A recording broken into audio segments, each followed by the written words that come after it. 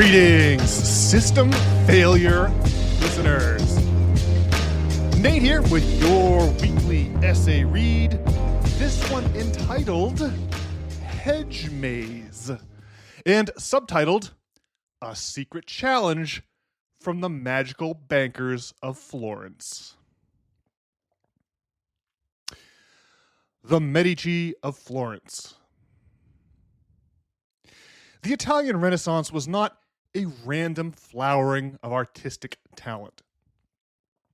It was systematically created by a family of wealthy bankers in the city of Florence. They used their vast wealth to rescue promising artists from a lifetime of toil in the fields, freeing them up to devote all their time to honing their skills. Renowned Renaissance artists like Michelangelo and Botticelli were bankrolled by the Medici clan. The Medici couldn't have known that their patronage would have a momentous impact on the course of human history. They were concerned with reviving pre-Christian culture of classical Greece and Rome. Then as now, evidence of Greco-Roman grandeur could be seen in the old ruins half buried in the Italian countryside. In addition to financing great artwork, the Medici also sought lost Greco-Roman literature. The last emperors of Rome had been Christians who bolstered waning political power by destroying intellectual competition to the Roman Catholic Church. Most pagan literature was lost to the West during the fall of Rome, including the works of the Greek philosopher Plato. But by the 15th century, the intellectual monopoly enjoyed by the Roman Catholic Church for a millennium was beginning to crack. While agents of the Medici scoured the Mediterranean basin for lost scraps of Greek literature, the artists they patronized surpassed the quality and workmanship of the masters of antiquity. The Medici obsession with classical Greece and Rome was a major catalyst that caused the Italian Renaissance to blossom.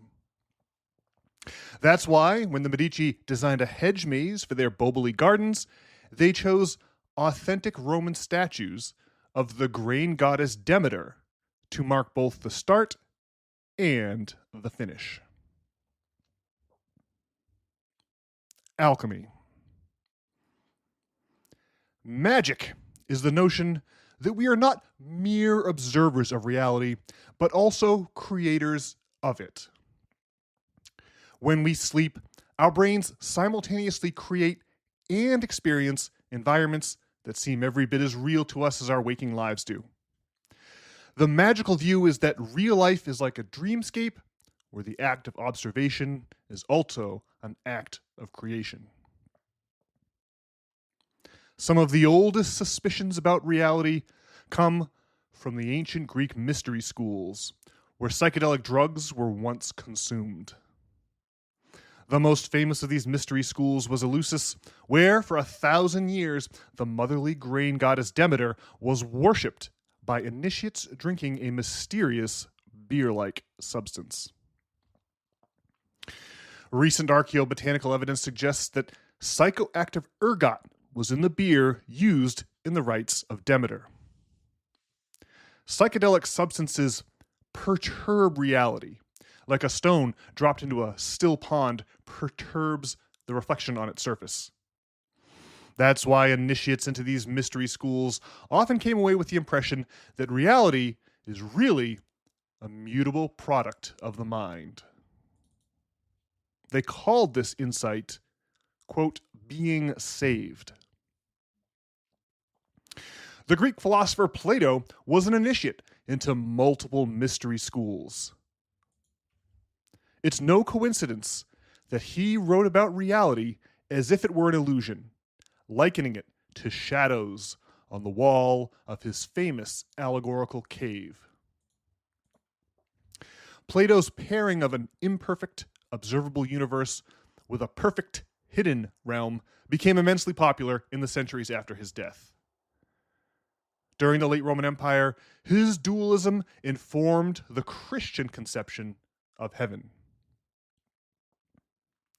The idea of an archetypal voyage is woven deeply into Greco-Roman culture. The epic poem, The Odyssey, is a story about an epic journey.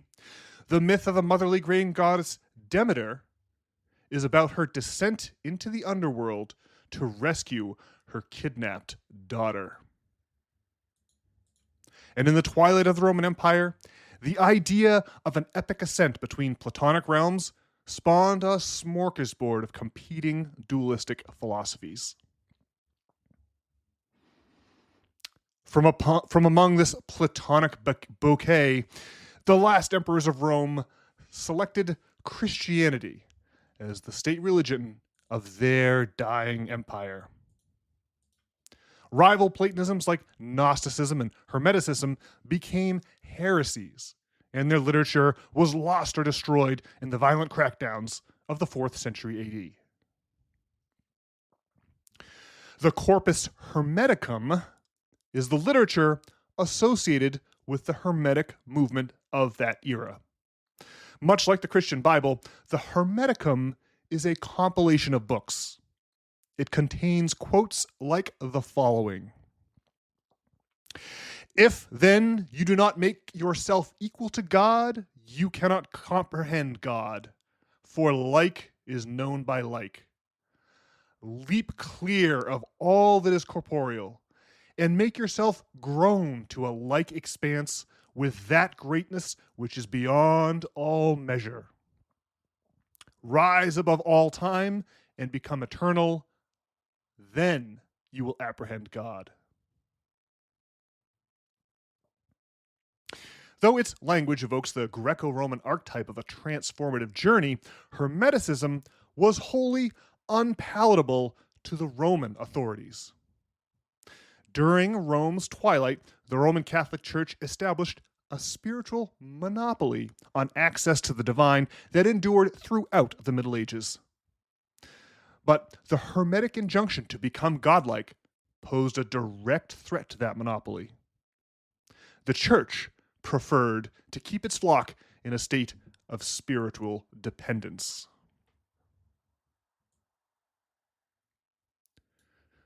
But as the power and influence of the Roman Catholic Church began to wane 1,000 years later, the works of Plato were reintroduced to European society by the Medici family's Greek translator, Marsilio Ficino. And when Medici agents discovered a crumbling copy of the Corpus Hermeticum, the old patriarch of the Medici clan ordered Ficino to halt his translation of Plato. In the last years of his life, Cosimo de' Medici wanted a crack at those curious old heresies before he died. After his death, Cosimo's descendants went on to develop an obsession with alchemy, the magical art that sprang up around the Corpus Hermeticum during the Renaissance. Alchemy suggested that the mythic ascent could be achieved through technical improvement in addition to the moral improvement emphasized by Christianity. This concept became known as the magnum opus, or the great work of the alchemist, and it is reflected in the great artwork of the Italian Renaissance.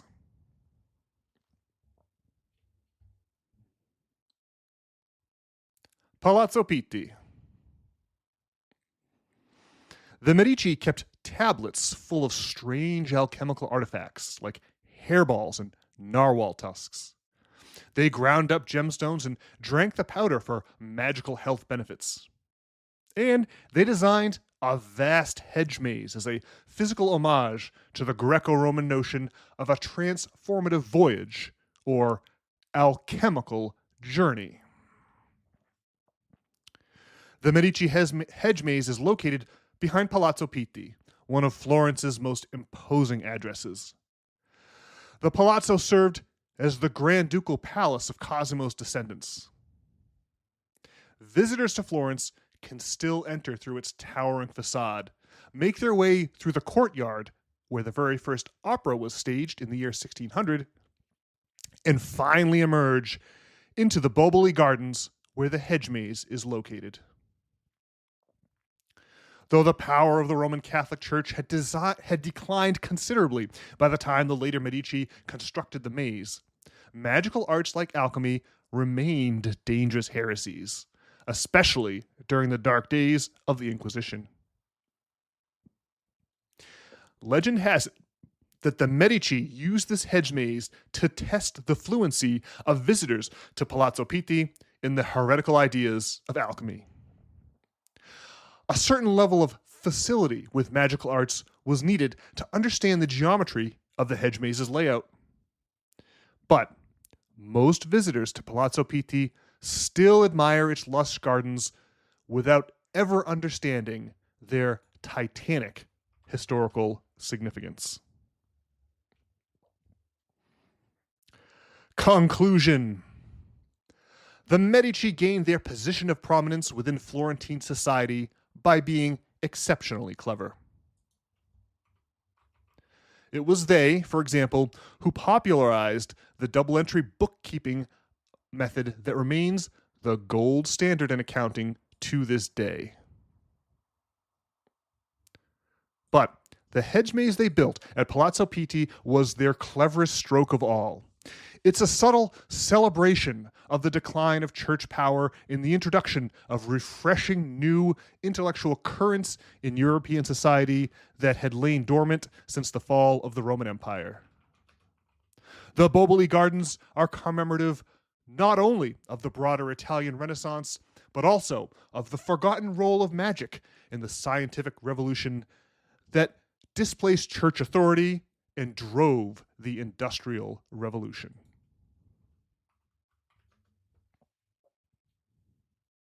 Alrighty, folks. Well, that does it for this week's audio essay. I sincerely hope you enjoyed it. If you did, consider paying us a visit over at systemfailure.org. There you can read the text versions of these essays that have all the pictures and the extra quotes from books written by other people besides myself. You can sign up to receive those text versions as emails every single Sunday morning right there in your email inbox. You'll never have to worry about missing one if you do. And that's it. I will be back on Monday with Brian for another regularly scheduled edition of the good old System Failure Podcast. Can't wait to talk to you all then. In the meantime, I hope you're having a great week.